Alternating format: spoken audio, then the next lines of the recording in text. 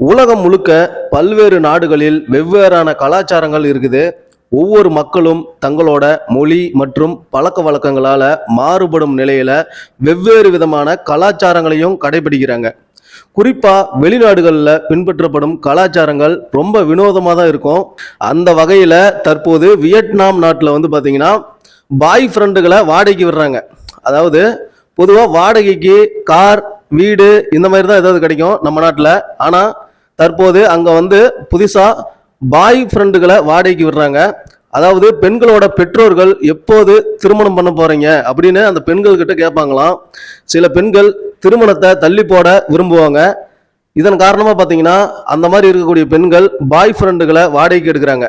இந்த தொழில் அங்கே வந்து கொடி கட்டி பறக்கிற நிலையில அது வந்து பார்த்தீங்கன்னா ஆண்களோட தோற்றம் போன்றவற்றை பொறுத்து அந்த ஆண்களின் வாடகை கட்டணம் வந்து இருக்குமா.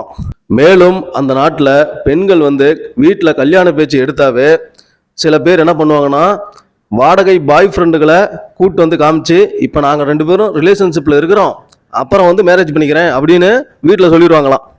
பாருங்க எப்படிலாம் ஒரு கலாச்சாரம் வந்து ஒரு நாட்டில் இருக்குதுன்னு. இந்த மாதிரி கலாச்சாரம்லாம் இந்தியாவுக்கு வந்துச்சுன்னா அவ்வளோதான், நாடு உருப்படாமல் போயிடும்.